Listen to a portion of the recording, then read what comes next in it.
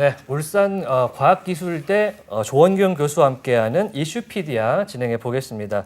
오늘도 글로벌 이슈를 한번 심도 있게 파볼 텐데요. 지난주에 노벨 경제학상 이 수상자 발표가 있었습니다. 올해 노벨 경제학상 수상자는요, 은행과 금융위기 연구에 기여한 3명한테 돌아갔잖아요. 벤 버냉키가 그 속에 포함됐다는 게 굉장히 이색적이었습니다. 벤 버냉키 당연히 알고 계시죠? 네, 이른바 헬리콥터 밴이라고 해서 양적 완화 조치를 처음 미국에 도입한 분이시죠. 연준 의장으로서. 그리고 지금 우리가 이렇게 이제 지난해 풀었던 무제한 양적 완화의 약간 그 충격이라고 해야 되나요? 후유증, 인플레이션을 지금 겪고 있는 상황이잖아요. 그 겪고 있는 와중에 벤 버냉키한테 노벨 경제학상을 줬다? 뭔가 굉장히 시사하는 바가 클 것 같아요. 뭔가 비판 의식이 있나? 교수님 어떻게 생각하세요? 네, 이제 좀 일주일 정도 지났잖아요. 예. 그래서 오늘 아침에 금융시장 보니까 이제 주식은 좀 내리고 지난주에 저희가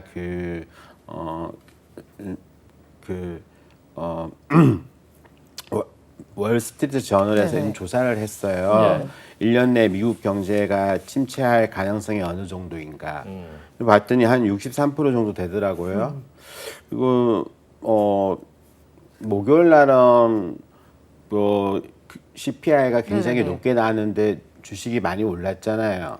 그게 처음에는 떨어지다가 처음에 떨어지다가 계속 올랐어요. 그래서 한 이해가 5% 변동폭이 네네. 생겼거든요. 뭐 누구는 쇼커버링이다. 이해가 안 가요. 뭐 이런 얘기도 하고 또 금요일 날은 다시 떨어졌어요. 네. 또 거기에서 보면은 또 미시간 대학교에서 이제 발표하는 이제 앞으로 1년간의 소비자의 그 인플레이션 기대 인플레이션율 그게 5.1%로 다시 올랐단 말이에요. 네. 자, 이 상황에서 사실 지금 이제 우리가 벤 버냉키를 얘기하게 되는데 벤 버냉키 분이 이 양적 완화를 하셨고 얼마 전에 연합뉴스에서도 뭐 QA 역섭 뭐 이렇게 해서 네. 프로도 만들고 그러셨는데 벤 버냉키가 그러면은 인플레이션을 야기했나요? 벤 버냉키는 아니죠. 아니죠. 네. 벤 예. 버냉키의 정책이 그럼 예, 근데 이제 왜 그러냐가 하면은, 제가 이 말씀을 드리는가 하면은, 벤 버냉키는 디플레이션과 인플레이션을 굉장히 많이 연구를 한 사람입니다. 예. 자기가 태어나기 전에 그 금융위기가 일어났었잖아요. 그럼 1929년대부터 이제 1940년까지를 우리가 본다면은, 왜 이렇게 금융위기가 오랫동안 진행되었을까? 이 부분에 대해서 굉장히 연구를 많이 했어요. 이분이 유대인이거든요. 예. 굉장히 융통성도 있으신 분이고, 이렇게 보니까, 누구는 또 이자율을 올려서 문제가 됐다고 보는 사람도 있고, 밀턴 프리드만 같은 분은 통화량을 너무 적게, 통화를 계속 늘렸어야 되는데, 그리고 이제 보니까 전체적으로 보면은 결국은 민간의 부실이 있었고 민간의 부실이 은행의 부실로 이어지고 은행의 부실이 실물의 부실로 이어지는 것. 그래가지고서 이제 은행의 부실 과정에서 뱅크런이 일어나는 부분들. 왜냐하면 은행 못 믿으면은 사람들이 막 달려가잖아요. 그래서 런이라는 말 붙인 거잖아요. 그래서 이런 부분에 대해서 20년 동안 연구를 했어요. 그래서 이분은 조지 부시 때 여기 이제 연준에 들어갔는데 그 전에 이분이 이제 프리스턴대 교수였단 말입니다. 네. 그래서 이제 뭐 학문적 백그라운드가 뭐 없는 분도 아니고요. 하버드에서도 거의 톱으로 졸업을 했어요. 그리고 MIT에서는 이제 저기 서성이 폴 사무엘슨이었고요. 네. 그리고 이제 이분이 그 디프레션 맨이라고도 이제 불리고 좀 뒤에 얘기하겠지만은 헬리콥터 벤이라는 네. 분으로도 유명하잖아요. 근데 헬리콥터 벤은 이제 연준에 들어와서 이제 연준 의장 하기 전에 또 연준에서도 또 직책을 맡았었잖아요. 그때 당시에 그 디플레이션 기미가 있었어요. 그래서 그때 자기가 생각해 본 게 이제 그 밀턴 프리드만이 이게 이제 밀턴 프리드만이 K% 통화 준칙이라 해서 이제 통화를 일정 경제가 발전하는 만큼에서 K%만큼만을 계속해서 통화량을 발행하겠다는 것을 말씀하신 분이잖아요. 일정량의 상수만큼만. 예. 그래서 이제 통화의 신뢰성을 굉장히 중시한 분인데, 이분은 이제 밀턴 프리드먼 자체가 그러면은, 이런 통상적인 경우가 아니고 굉장히 경기가 침체되어 있고 사람들이 소비도 할 수 없고 그럴 때는 어떻게 하느냐. 그래서 헬리콥터 머니를 처음 얘기하신 분은 밀턴 프리드만이에요. 그래서 이제 저희가 뭐 여기서 이쪽 그 노벨 경제학상 수상하신 분 보는데 이 벤 버냉키 분은 밀턴 프리드만의 후예로서 그래 밀턴 프리드만이 이런 말을 했어. 그러니까 디플레이션 2000년 초반에 닷컴 버블도 있고 네. 막 이렇게 좀 경제가 이락 뭐9.11 테러도 있고 안 좋았어요. 그래서 1%까지 그 금리가 내려갔어요. 금리가, 네. 예, 그래서 그 상황에서 이제 이 그 좀 성장률도 늘리고 뭐 어떻게 방법이 없을까? 그런 생각에서 이제 이 헬리콥터 돈 뿌리는 거를 그때 그때는 실행한 건 아니고요. 예. 생각을 했던 거죠. 네네. 그리고 그 이분이 이제 그 이후에 이제 진짜 자기 예언적 실현이잖아요. 자기가 그렇게 그 공항을 오랫동안 연구했는데 마침내 위기가 왔어요. 2008년 글로벌 2008년 금융위기 그건 글로벌 아니지만 네네. 예, 예, 위기가 왔습니다. 어쨌거나 예. 그래서 이제 거기서 이제 금리를 계속 내렸고 단번에 다 내리고 이제 양적 완화를 실시했죠. 예. 그래서 자기가 생각했던 정책을 실현하면서 이제 그 행동하신 분이라고 저는 그렇게 생각합니다. 그러면 이 노벨 경제학상을 벤 버냉키가 받는데 받을만 했다라고 생각을 하시는 거예요? 거기는 그렇다고 생각합니다. 예. 스웨덴 쪽에서 많이 고심하셨겠죠. 네. 예. 확실히 시점이 이제 금융 위기 상황에서 이제 금융학 연구하신 분들을 세 분을 이제 노벨 네. 경제학상으로 뽑은 건데 예. 벤 버냉키 얘기를 계속해 보면은 퇴임 직후에는 행동할 용기라는 제목의 책을 내기도 했습니다. 여기서 이제 용기는 이제 경제 정책의 실행에 있어서 행동할 용기라는 얘기겠죠. 정말 용기 있는 의장이었다라고 생각하시나요? 생각해 보면 이제 정말 그 급박한 시기였잖아요. 거기에서 이제 이분이 이제 The Courage to Act라는 책에서 이제 자신의 정책이 실패할 때 마주할 비난에 대해서 네. 걱정하기도 했지만은 자기는 결국 국가의 장기적인 이익을 생각하며 용기를 갖고 정책을 실행했다. 뭐 이렇게 스스로를 이제 평가합니다. 그래서 저는 그 부분에서 정말 그렇다고 말씀드릴 수 있는 게 만약에 돈을 마구 푸는 게 양적 완화라고 꼭 말하는 것보다는 그래도 이게 뭐 스킴이 있잖아요. 우리가 이제 그 돈을 중앙은행에서 돈이 필요한 거고 채권을 발행하면은 그 채권을 사주면서 돈을 내는 것이 이제 푸는 게 이제 네, 양적 시중에. 완화잖아요. 예. 그리고 또 한편으로 이제 민간의 부실한 채권들을 또 이렇게 그걸 가지고 예. 모기지 MBS든 다른 어떤 부실 채권들이든 사주는 거잖아요. 예. 근데 그 전에 이제 이 사람이 생각했을 때는 모럴 해저드 같은 거는 발생하지 않는 것을 원했을 수도 있잖아요.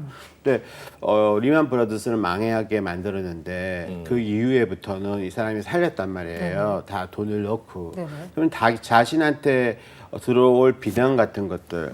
이거 뭐야? 자본주의에서 대공황 때는 그대로 내버려 뒀기 때문에 그 은행들이나 이런 기업들이 깨끗해졌어요. 예. 근데 이때는 막 돈을 마구마구 넣어주니까 이 좀비 기업들이라든지 건전하지 못한 기업들이 생기는 거예요. 공적 자금을 많이 투여했죠. 예, 공적 자금을 많이 넣었기 때문에. 예. 그래서 그렇지만 이제 실상 공짜 점심은 없잖아요. 그렇죠. 그리고 예. 지금 다급한 거는 이거기 때문에 그래서 이분은 전 용기라는 측면에서 뭐 그 전에 있었던 케인주의적인 경제학도 있고 뭐 통화주의 경제학도 있지만은 그런 것을 다 아울러서 자기가 할 수 있는 선에서 불을 끄는 소방수 역할을 했다. 그래서 그런 어떤 경제 정책을 하는 데 있어 가지고 너무 뭐를 해저더니 뭐니 이런 것들만 너무 집착해서 하지 않는 게 아니라 일단 살리고 보자 하는 그 융통성이 있었고요. 그리고 나는 언제까지 이렇게 해서 양적 완화를 하겠다. 이렇게 한 몇 번에 걸쳐서 이제 3회에 걸쳐서 이제 자기가 했었을 때 그런 어떠한 신념 같은 것들을 사람들한테 얘기하면서 투명성을 줬어요. 그래서 투명한 페드. 그래서 이제 그 융통성과 투명성이라는 단어를 저는 이분의 용기라고 생각합니다. 아니, 이때 그 벤 버냉키 의장에 대한 일종의 이제 평가가 저는 약간 이 지금의 인플레 상황 전과 후가 다르다라는 느낌이거든요. 인플레 상황이 펼쳐지기 전에는 벤 버냉키 의장의 그 양적 완화 정책이 어떻게 보면 금융위기를 빨리 극복할 수 있었던 원동력이 됐었던 거고 코로나 위기 상황에서 지금 연준이 이렇게 행동할 수 있었던 것도 전임 의장이었던 벤 버냉키가 했던 그런 정책들이 있기 때문에 그걸 이제 갖고 와서 이제 했었던 거고 그래서 이게 굉장히 긍정적인 평가가 되고 있는데 지금은 좀 다르게 또 평가가 받고 있잖아요. 그 이유가 네. 바로 인플레이션 때문인데 버냉키 의장 시절에는 돈을 그렇게 풀었는데도 불구하고 인플레가 안 생겼어요. 네. 그런데 왜 지금은 양적 완화 이후에 이렇게 심각한 인플레 때문에 우리가 고생하고 있는 걸까요? 뭐가 다른 걸까요? 예, 저희가 이제 1920년에서 23년에 미국 독일 마르크 환율 보면은 진짜 어마어마하잖아요. 보통 이만큼 가지고 왔는데 내일 뭐 슈퍼마켓에 가서 뭘 사 먹으려면 이만큼 가져가야 되고 하루하루 그런데 네네. 우리가 지금 그런 상황은 아니지만 41년 만에 최고의 인플레이션율을 기록하고 있는 상황입니다. 이제 버냉키가 양적 완화하고 할 무렵쯤에도 2008년에 잠시 인플레이션이 있었어요. 예. 그리고 난 다음에 이제 없어졌죠. 예, 그리고 이제 펠리스 곡순도 죽었다고 얘기했고요. 이제 그 말씀 맞는데 이제 그게 왜 그런가 하면은 벤 버냉키는 주로 은행권에 있는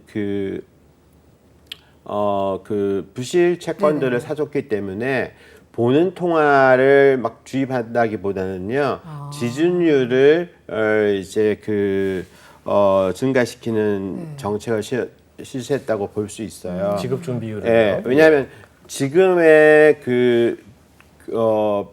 2020년에 했던 것은 민간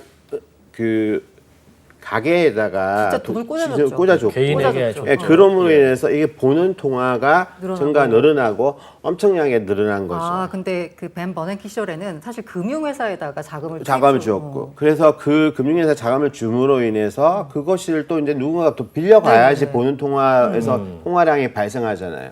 근데 그 당시에는 사람들이 기업가들도 지금 뭐 장사를 이렇게 사업을 하려니 뭐 잘 안 될 것 같아 이런 생각도 많았고 예. 결국 뭔가 하면은 두 개 공통점은 자산 인플레이션만 발생을 많이 시켰어요. 네네네. 양극화를 많이 시켰고요. 그래서 사실 벤 버냉키에 대한 어떤 평이 갈릴 수 있지만 이제 양극화를 일으켰다는 부분들 이제 이런 어떤 양적 완화 정책들이 그런 부분들을 일으키는 거고요.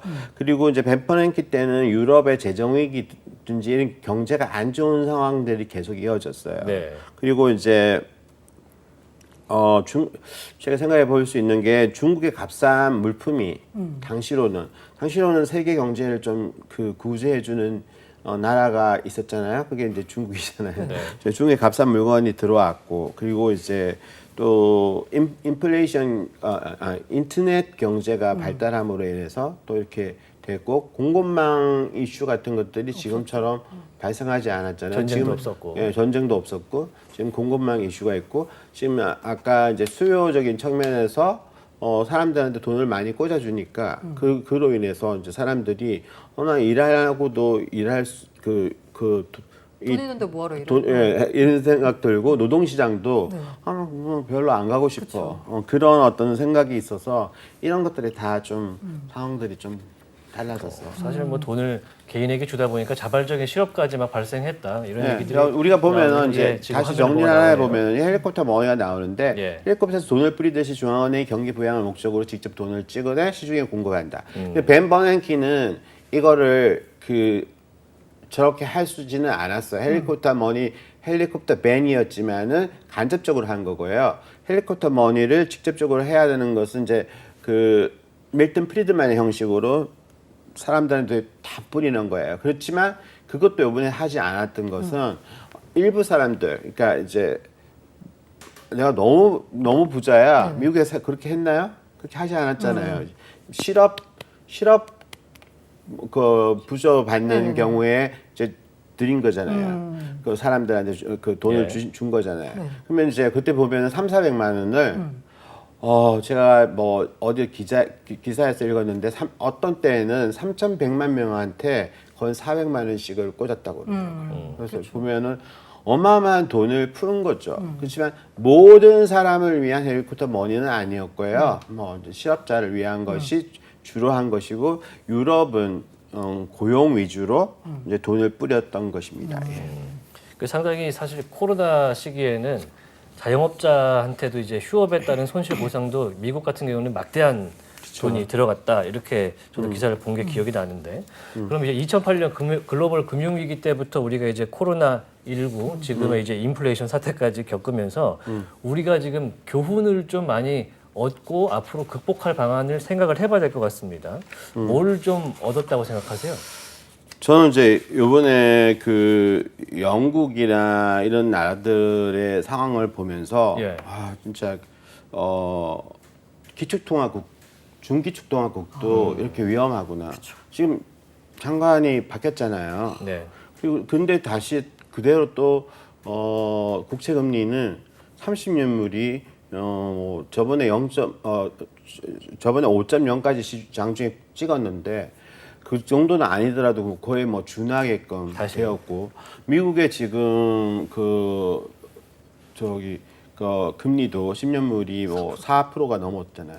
지금 이제 저희가 주식시장을 자꾸 잘 봐야 되는 게 이 금리가 어떻게 되는지를 잘 봐야 되는 거거든요. 뭐 사람들이 인플레이션율이 뭐 어느 정도 다 반영되어서 이제 주식시장이 뭐 단기 랠리도 할 수 있다. 뭐 이런 생각도 하시는 분도 있지만은 지뢰밭도 되게 많잖아요. 그래서 뭐 저희가 어떻게 알겠습니까?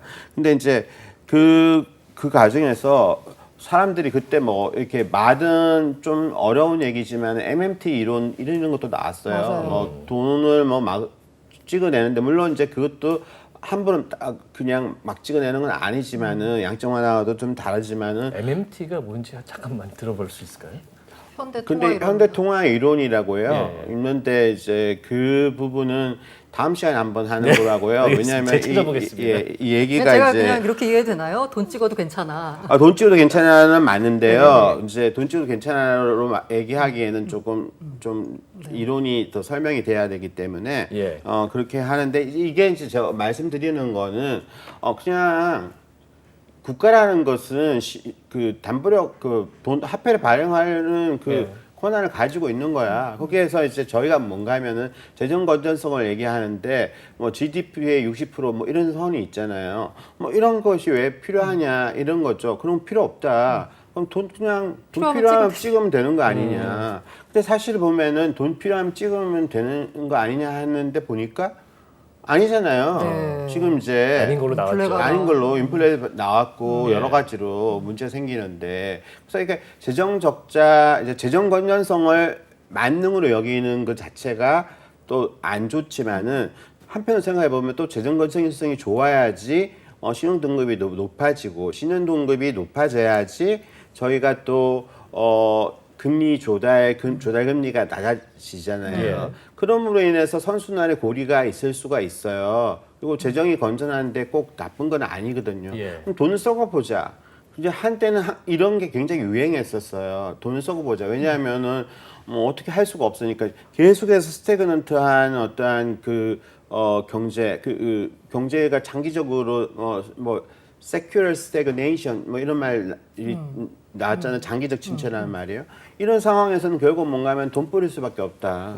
헬리콥터 머니도 나오는 거고 MMT도 나오는 네네. 거고 다 이렇게 해봤는데 우리가 어느 날 또 해서 사람들이 이제 좀 있으면 양적 완화 또 할 거야 뭐 이런 생각을 하고 지금 가지는데 기대하고 있습니다. 예, 그죠? 네. 근데 이렇게 계속 가다가 어떻게 될 건가에 대해서 그 결과가 과연 지금 무슨 말인가 하면 지금 저희가 중앙은행의 대차 지수표가 어마어마하게 커졌단 말입니까? 네. 한 뭐 10배 커졌다고 생각해 보세요. 근데 이제 그것을 그 원 상태대로 줄여야 되는데 그러면 금리도 올려야 되고 그것도 줄여야 줄여야 되고 그렇게 했을 때 이 세계가 평화롭게 될 수가 있겠느냐고요. 이미 평화롭지 않은 것 그래서 같긴 한데.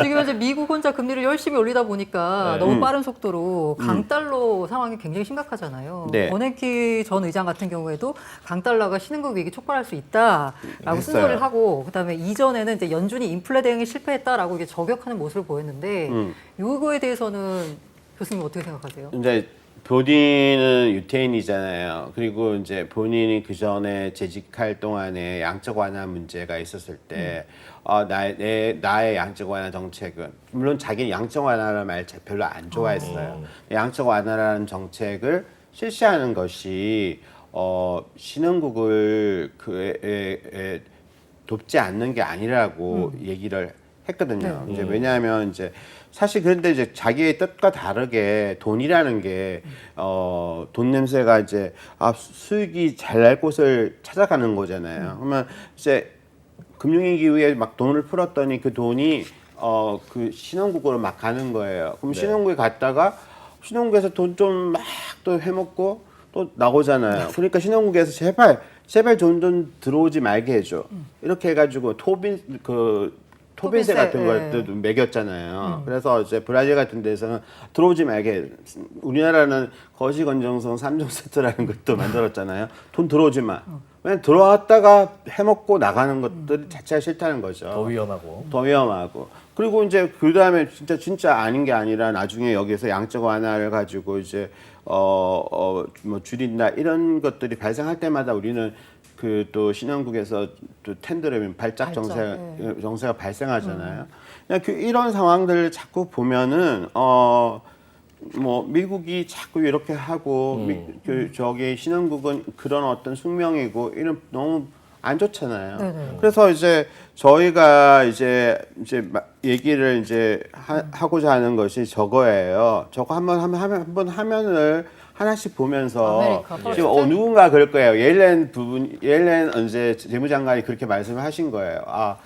우리 그 시장에서 결정되는 환율은 지극히 정상적인 거라고 이게 말을 하는데 예. 사실 자기네들이 계속 올려가지고 시장에서 그렇게 결정된 거잖아요.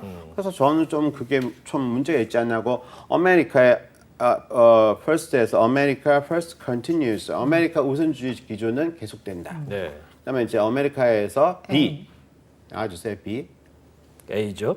예. M이죠. 네. 아메리카 M. 죄송합니다. 네. M이죠. M multilateralism has lost its way. 그러니까 selected multilateralism. 왜냐하면 그 전에는 뭐 WTO니 뭐 다 이렇게 했는데 사실 IMF가 미국에 그 아티클 4 하면서 아직 합법 안 해요. 미국 니네 정책 이렇게 하니? 이렇게 조사하는 거 봤어요? 못 봤죠. 못 봤죠. 손대지 그러니까 않죠. 예, 네. 그리고 쉽지도 않고 그리고 본인들은 파리 협약도 어떨 때는 탈퇴하고 맞아. 다시 들어왔다가 또 지금 반도체법 무슨 법 이렇게 우리 쪽으로 맞아요. 다 들어와 맞아요. 이렇게 하잖아요. 그 양자주의를 또 하잖아요. 그러니까 선택적 다자주의. 이제 우리 파리 기후 변화 협약에 가입했습니다. 이제 그리고 우리가 탄소 중립을 위해서 열심히 일하겠습니다. 이거는 또 되는데 하고 싶은 것만 하겠다는 얘기죠. 유리한 것만 하겠다. 예, 아메리카에서 이제 다음은 그러면 E죠. E죠.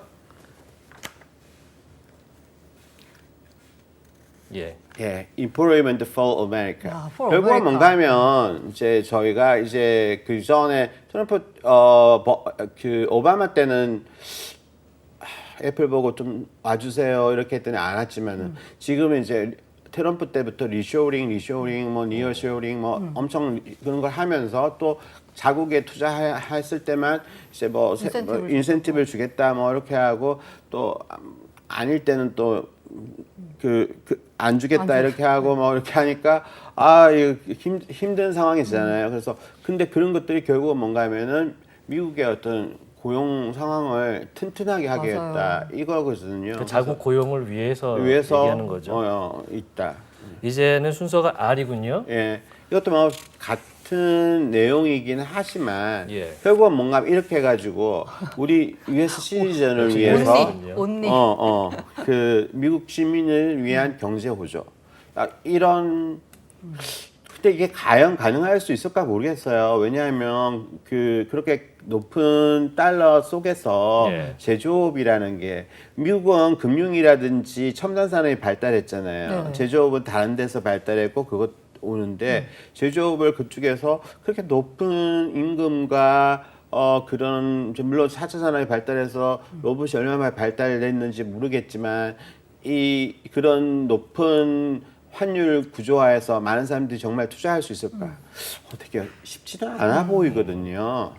다음도 보겠습니다. 빠르게 봅니다. I 가겠습니다. 예.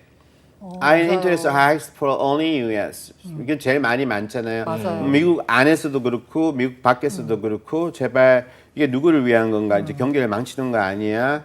그러니까 뭐 초과상관 나태우는 거 아니야? 이런 얘기가 되는데 지금 11월은 0.75가 확실할 것 같고 12월은 또 0.5? 얼마가 될지 모르지만은 또 0.75도 얘기도 또 나오고도 있어요. 예. 그래서 이제 이게 내년에 5까지 또 심한 경우에는 5.5를 넘는다는 얘기까지 나오니까 좀 네. 걱정됩니다. 다음 C로 가보겠습니다. 자, 컨테인이라는 게 뭐 포함하다는 뜻도 있지만 억제하다는 뜻도 네네. 있거든요. 예. 그러니까 중국 차이나를 억제하는 거죠. 그 중국 경제가 핵심이다. 중국을 경제하는 거. 예, 무역, 뭐 패권 전쟁, 지금 뭐 기술 패권 전쟁 맞아요. 이런 것들 다 이제 반도체 문제 이런 부분들 가지고 좀 중국 경제. 네, 아메리카의 마지막 A 보겠습니다. Allies are no exception. 다 정말 이제 뭔가 하면 우방들도 예외 없이. 미국이 우리한테 정말 많은 도움을 준 건 예. 옛날에 이제 원조 자금이라든지 이런 건 충분히 우리가 그리고 미국이 우리의 가장 친한 우방국인 거고 예. 그런 부분들 다 우리가 인정하죠. 근데 이제 지금에서는 미국 자국이 우선주의를 하다 보니까 맞아요. 경제면에서 뭐 이번에 1년 유예해 줄게 뭐 반도체 같은 경우에 그래서 뭐 그런 부분이 있지만은 거의가 이제 우방국도 안 돼. 이런 Only 스트한 그 원칙을 예.